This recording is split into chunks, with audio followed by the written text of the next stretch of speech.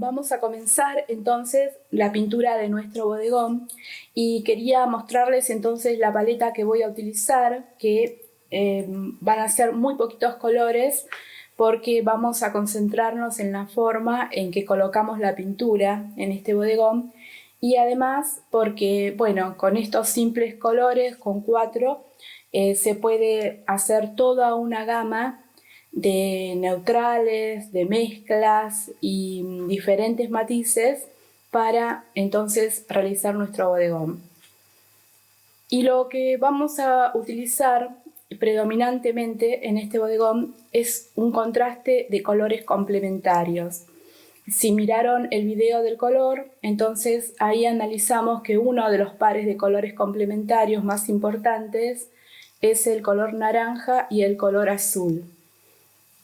Luego, bueno, los colores que voy a utilizar son amarillo limón, naranja permanente, rosa permanente, que voy a utilizar en muy poca cantidad, y azul cobalto, porque en el video del color les sugerí que dentro de la paleta estándar es muy bueno tener tanto el azul ultramar, que tiene una tendencia bastante rojiza, al violáceo, de hecho está al lado en el círculo de color, y también el azul talo, porque el azul talo sería como el azul primario en los colores pigmentos que utilizamos al pintar. Pero en este caso voy a usar azul cobalto porque es un color neutral que no tiene tanta tendencia ni al rojo ni al verde como el azul talo.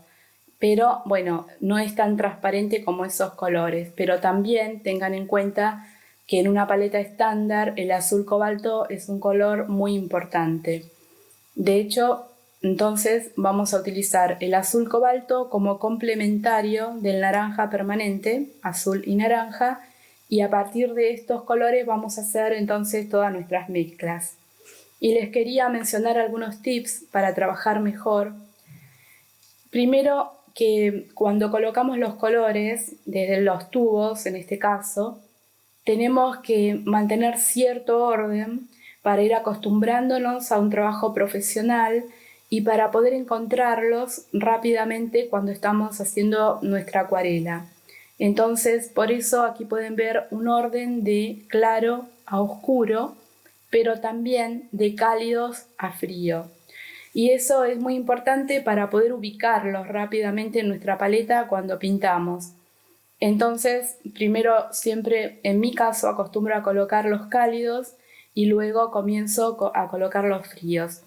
Es una cuestión de costumbre, no importa cómo lo hagan, pero lo que sí importa es que siempre elijan el mismo sistema de ordenamiento de los colores, entonces los pueden ubicar más rápidamente. Otra cosa que les quería mencionar, muy importante, va quedando pintura en la rosca, entonces cada vez es más difícil abrir el pomo y también a veces es imposible, se queda pegado. Entonces por eso les recomiendo que seguidamente o periódicamente, no tiene que ser todas las veces, pero para cada tanto es bueno entonces limpiar la rosca con un paño húmedo. Entonces pueden mantener el pomo, que pueden ver que ya va por la mitad, pero está bastante fácil de abrir y cerrar. Si les pasa que en algún momento se queda pegada la rosca al tubo, lo que tienen que hacer es aplicarle calor, por ejemplo, sumergirlo un rato en agua muy caliente y luego, bueno, pueden utilizar una pequeña pincita para hacer más fuerza y poder abrirlo. Luego también está la cuestión de la paleta, que pueden ver que es una paleta de melamina que es muy brillante, muy lisa. Entonces es muy fácil de limpiar, pero cada tanto también durante el transcurso de la pintura está bueno volver a limpiar la paleta con un paño húmedo, entonces las mezclas se siguen manteniendo limpias. Y precisamente hablando de la limpieza de los colores, pueden ver que utilizo 2 recipientes con agua. Esto es porque este recipiente es para lavar el pincel. Una vez que hago la mezcla en la paleta, entonces lo enjuago en esta agua y luego, antes de ir a tomar otro color, tomo agua limpia desde este frasco. Entonces eso es muy importante porque ustedes van a ver que a medida que nosotros pintamos, el agua se vuelve cada vez más turbia. Entonces, si ustedes utilizaran solo un recipiente, están utilizando esa agua turbia en todas las mezclas siguientes y así los colores se van apagando. Recuerden que cuanto más mezclamos colores y además cuando intervienen colores complementarios, como en este caso, entonces si utilizamos el agua tan turbia, los colores se van apagando más de lo que nosotros deseamos o lo que es nuestra intención al mezclarlos. También algo que les quiero mencionar es que voy a utilizar este pincel que es número 20, redondo, sintético, porque a veces, bueno, hay algunos pinceles sintéticos que son de muy buenas marcas y son un poco más firmes que los de pelo natural, entonces en mi caso me gustan bastante, pero bueno, tiene que ser de buena calidad. Pueden ver que la punta es muy fina, entonces con este pincel, a pesar de que es grande, el número 20 para este tipo de formato, el formato tiene 24 por 32 este papel, es de 300 gramos de peso y de grano medio. Y el pincel podría ser fácilmente el número 14 o 16 para este tipo de tamaño. En este caso el número 20 porque me libra de la tentación de hacer detalles muy pequeños y se trabaja más espontáneamente.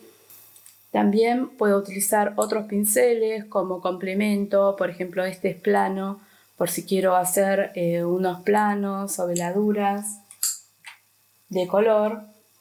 Y voy a utilizar una cera blanca para marcar de antemano. Vamos a reservar entonces los brillos en esta botella. Esta cera blanca también la pueden reemplazar por una vela que es muy transparente y muy buena para hacer este trabajo. Pueden utilizar cera blanca, pueden utilizar también pasteles grasos como pasteles al óleo. Entonces, aquí voy a hacer una marca. Cuanto más presión realizo, entonces más penetra la cera en el papel y como es un material graso, el agua repele y se mantiene entonces el blanco en reserva. Hacer un pequeño brillo por aquí. Esto nos ayuda, también podría reservarlo cuidando el blanco del papel pintando alrededor, pero también es muy bueno para pintar espontáneamente y no preocuparse de los brillos, especialmente porque como son muy pequeños, en este caso están dibujados, pero generalmente no siempre dibujamos los brillos, entonces podemos olvidarnos, aunque luego se pueden recuperar. Recuerden que les mostré este elemento en los materiales de dibujo, que es un borrador de lápiz de color, pero es muy útil, por ejemplo, para hacer un poquito más esfumados los bordes cuando quedan muy marcados, para recuperar pequeños brillos. No es para grandes extensiones, pero es muy útil para pequeñas correcciones que podemos realizar. Y listo, entonces comenzamos nuestra pintura.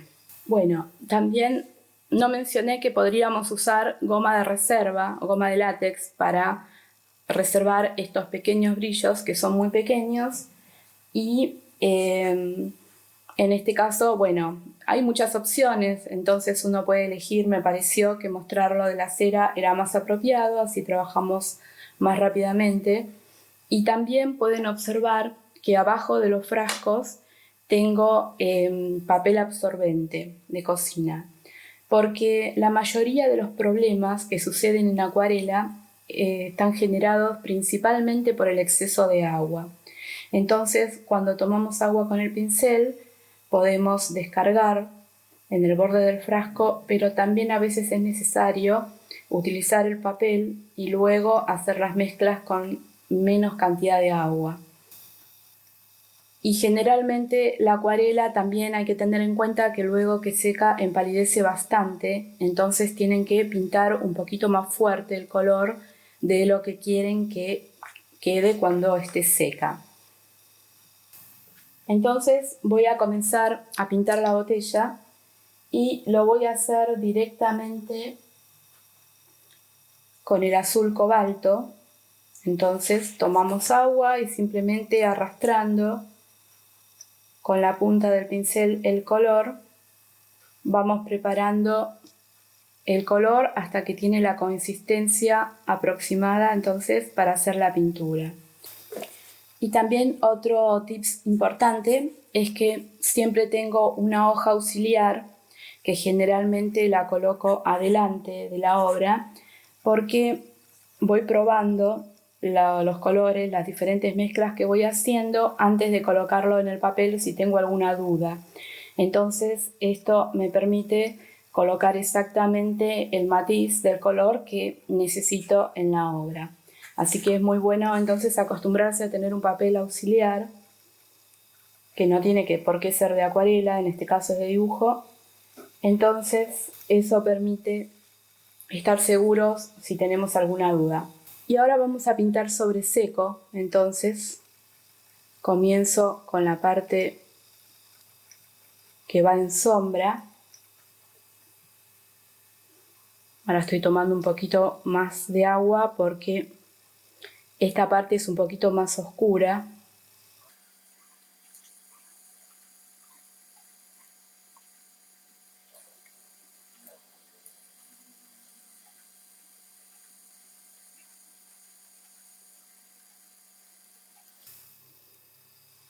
Con el pincel con agua, entonces puedo trabajar el borde de la sombra y voy adelgazando o aclarando cada vez más el color a medida que me acerco al área de luz.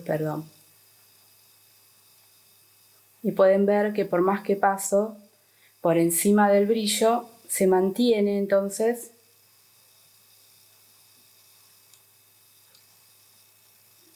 debido a la cera que colocamos antes.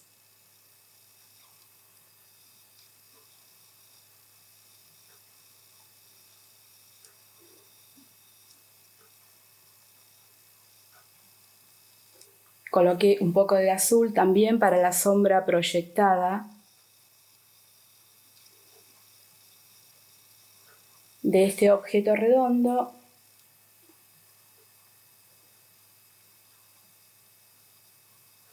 En este caso estoy colocando casi nada, muy poquito de rosa permanente para hacer la sombra entonces un poquito más violácea, pero casi nada, porque el rosa permanente también tiene alto poder de tinción, entonces hay que ir probando con mínimas cantidades. Para hacer la sombra hay muchas formas diferentes de trabajar, porque esta es una forma, por ejemplo, utilizar en la parte luminosa el color bastante aguado y luego en la parte sombras el color más intenso, más puro, con menos cantidad de agua en este caso, porque el azul es bastante oscuro. Luego también otra forma de hacer la sombra es tomar el color del objeto local, real, y agregarle un poquitito de su complementario. Tiene que ser un poquito más oscuro que el color que está en la luz. Entonces hacemos el color un poquito más oscuro y le podemos agregar algo de su color complementario y algo de azul. Muy poquitito del complementario y muy poquito del azul. Entonces así se forma el color de las sombras. Y otra forma también de hacer sombras es colocar un color un poco más oscuro de la misma gama. Por ejemplo, aquí estoy utilizando el azul cobalto y podría mezclar este color con violeta de dioxazina, por ejemplo, que es el color más oscuro del círculo de color, el que está al lado justamente de los azules, y entonces esa es otra forma de oscurecer el color. Pero en este caso lo estoy haciendo entonces directamente con el color más oscuro, es decir, con menos cantidad de agua. Entonces, de una vez tenemos marcado el esquema de las sombras. Y algo que les quería comentar también es que en este ejercicio estamos pintando principalmente sobre seco. Entonces por eso pueden ver que los bordes quedan definidos y entonces estoy pintando sobre el fondo, el soporte seco. Entonces, si quiero dejar el borde definido, lo puedo dejar como en este caso, y si quiero un borde más esfumado, puedo utilizar entonces el pincel con agua, como hice en este caso, y con cuidado para que el agua no invada todo el espacio, simplemente que se difumine un poco la línea. Aquí lo pueden ver muy bien, que se mantiene la forma, pero cuanto menos agua encuentra el color, entonces más nítida va a quedar la forma, como en este caso, en este espacio está seco, entonces quedó más definida que aquí, que encontró humedad. Y otro elemento que también quería mencionarles es que en este caso el soporte está bastante vertical. En mi caso pinto un poco más inclinado todavía, levantando muy poquito el soporte desde la mesa, porque es bueno que el agua encuentre una dirección hacia dónde fluir y es ideal que sea hacia abajo. A veces también utilizo la acuarela, el papel totalmente en plano, pero ahí se corre más riesgo porque el color se va para todos lados. En este caso, entonces, hay que controlar muy bien el agua cuando pintamos en formato vertical, con el formato en ubicación vertical, porque si no se desliza mucho el color hacia abajo. Y luego, bueno, también hay que tener paciencia porque, por ejemplo, si pintara ahora en esta parte y llego a tocar este color, como todavía está húmedo, se invaden uno a otro. Entonces lo que se puede hacer es pintar hasta 1 milímetro o 2 antes, o si no, esperar a que esta parte se seque muy bien y luego pintar lo que está al lado o pintar en otra zona de la obra. Entonces ahora voy a comenzar con esta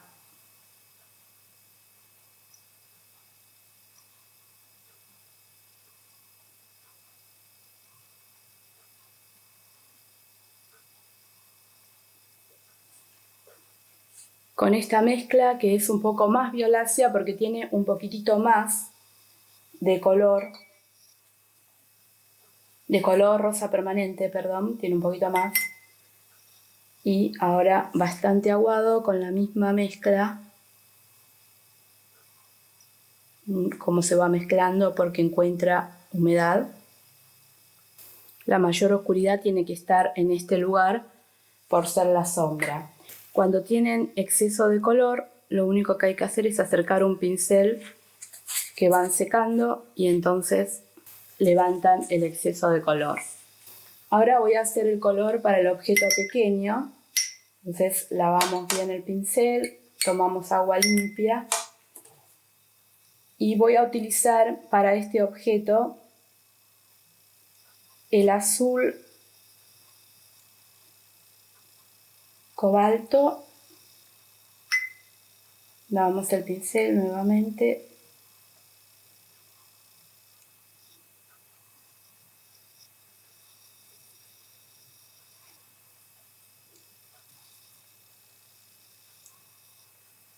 Y lo mezclo, entonces pueden ver que si lo mezclo en poca cantidad el naranja se vuelve bastante verde, pero si sigo mezclando con más cantidad de naranja, entonces comienza a convertirse en un tierra, que puede ser como un siena natural, por ejemplo, al que le podemos dar entonación hacia un lado o hacia el otro. Si lo queremos más cálido, mezclamos con más naranja. Si lo queremos más frío, con tendencia al verde, entonces lo mezclamos con un poquito más de azul. Entonces con este color, y también le voy a colocar una pizca de color amarillo. Con este color lo que voy a hacer entonces es utilizarlo en este objeto y tomando nuevamente el pincel con más cantidad de agua,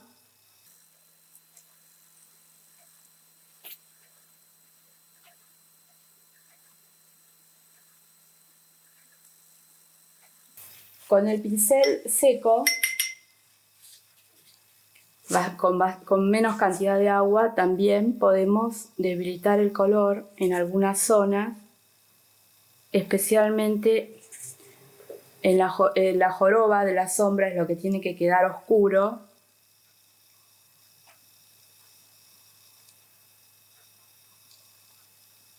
Pero en esta zona hay siempre una penumbra de la luz que refleja en la mesa y que se rebota y vuelve a reflejar en el objeto. Entonces tendríamos una base entonces que luego podemos ir perfeccionando o retocando un poquito para hacer algunas zonas un poquito más oscuras o quizás hacer algunas correcciones. Entonces ahora que se secó esta parte voy a hacer la cara frontal de la caja.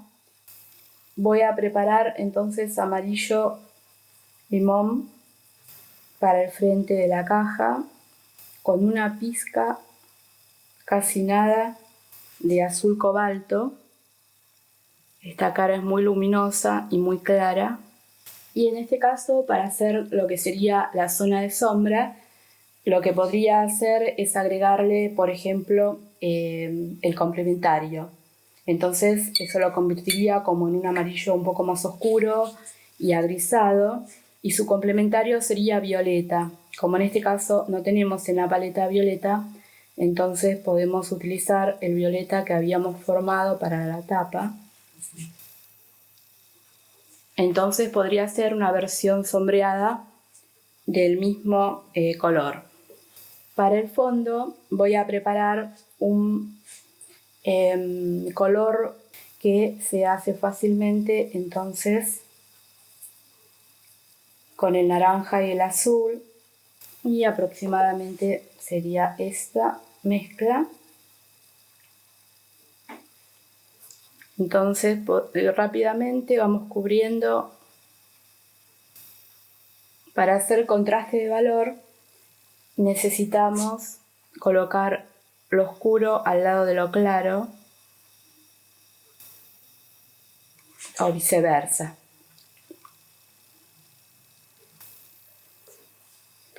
Y también noten que no hago grandes pinceladas porque si colocamos la pintura de esta forma, como van quedando diferentes cantidades de agua en el pincel, entonces la pintura no queda plana y no queda muy liso el fondo, sin vida, sino que pueden ver que tiene como un juego de diferentes valores. Sobre la sombra de la botella vamos a hacer lo que se denomina una veladura, que es una capa transparente de color, bastante agua. Entonces vamos a integrar esta sombra a lo que sería el fondo. Para hacer una veladura, el secreto está en hacer las pinceladas de forma rápida y suave también.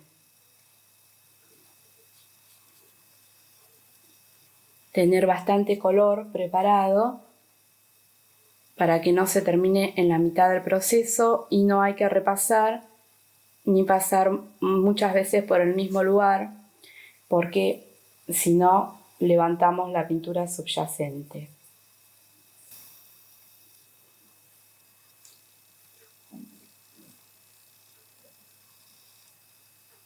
Como pueden observar con este lápiz acuarelable, que es sombra natural, entonces reconstruí algo la apertura de este objeto, y también con este mismo lápiz, que está bueno que sea acuarelable porque si nos equivocamos o si marcamos de más, con un pincel con agua luego lo podemos corregir.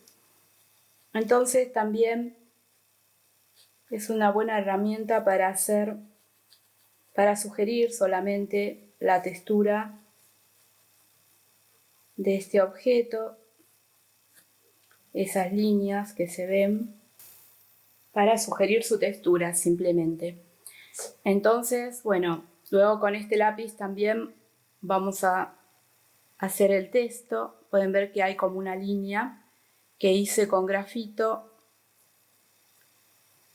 para que el texto siga la misma inclinación, entonces, de la caja.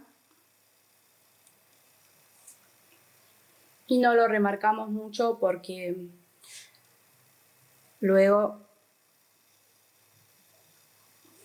no queremos que sea tan evidente, es simplemente un detalle para completar. Y luego también podemos hacer algunas manchas o algunas líneas con este lápiz para sugerir el paisaje que hay en la caja, pero como nosotros lo veríamos de esta forma, en perspectiva no se alcanza a ver nada. Simplemente como una excusa para luego colocar aquí algo de color anaranjado, por ejemplo, puede ser. Y en esta parte está el azul del cielo de este paisaje, que es una excusa muy buena para colocar azul junto a este color que tiene bastante naranja. Entonces también seguimos haciendo contraste de complementarios. Aquí simplemente se repiten algunas manchitas del resto de los colores de la obra. Y simplemente con eso usamos simplemente el paisaje, entonces, como una excusa. Esperamos que se seque y luego le podemos dar un azul muy transparente, una veladura azul transparente que cubra todo el perímetro, entonces, y con esto ya tendríamos sugeridos los colores de la tapa.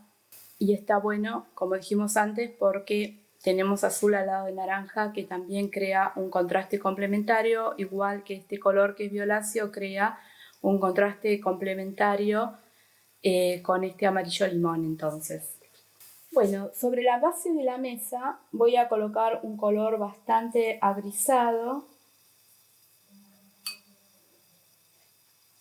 para luego poder trabajar.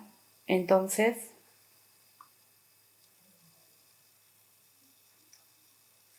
diferenciando una tabla de otra con los colores que un poquito más de tendencia al azul o un poquito más de tendencia al naranja.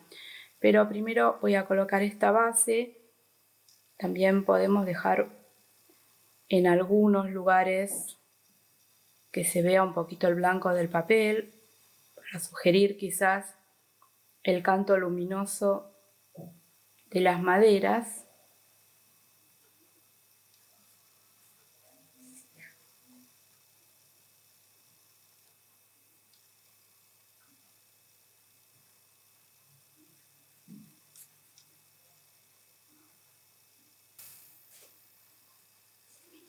Y ahora que tenemos esta base húmeda, simplemente podemos ir manchando con algunas mezclas. Entonces,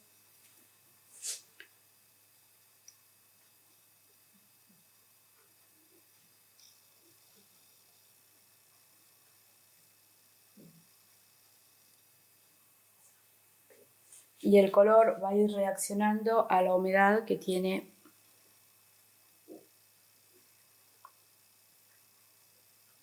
abajo.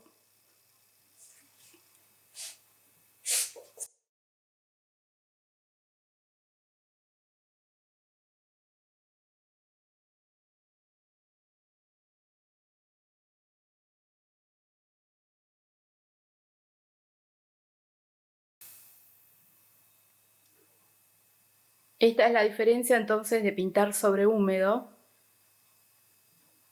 Cuando se hace carga de color, que significa volver a colocar color sobre una superficie que estamos pintando, pueden ver que se expande mientras se encuentra humedad, pero cuando encuentra un límite seco, como aquí, entonces ahí se detiene.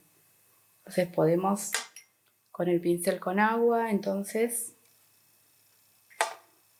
difuminar esas líneas duras. También algo que se puede hacer es agregar algunas manchitas solamente de agua en algunos lugares. Entonces se abren más manchas todavía.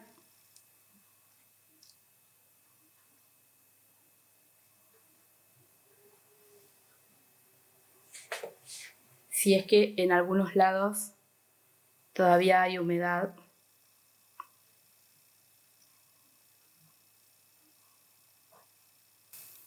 Y pueden ver entonces que queda una obra bastante armoniosa, justamente por tener en todas sus mezclas las mismas raíces de color. Cuando se secan estas manchas, podríamos hacer otras nuevas, podríamos hacer otras capas de veladuras nuevas sobre estas manchas, y si no, bueno, podemos dejar nuestra obra en este estado, porque también es interesante el hecho de que el espacio de la mesa queda un poco más claro también que el fondo. Y lo que podríamos hacer también es, ahora que hay cierta humedad, podemos marcar unas líneas que tiene la madera.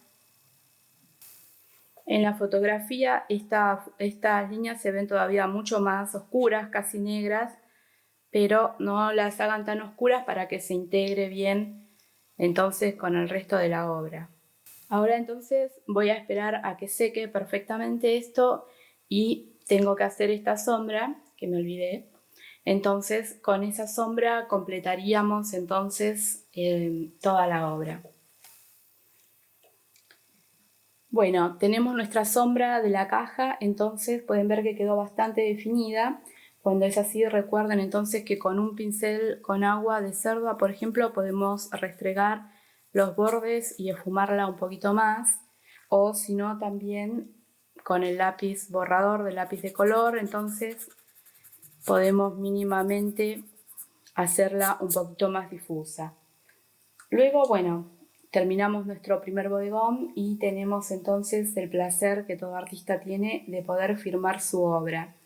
Primero podemos dejarla unas horas o quizás hasta el otro día, entonces podemos observar el bodegón con una mirada nueva y darnos cuenta si queremos alterar algún pequeño detalle o corregir algo que podamos hacerlo.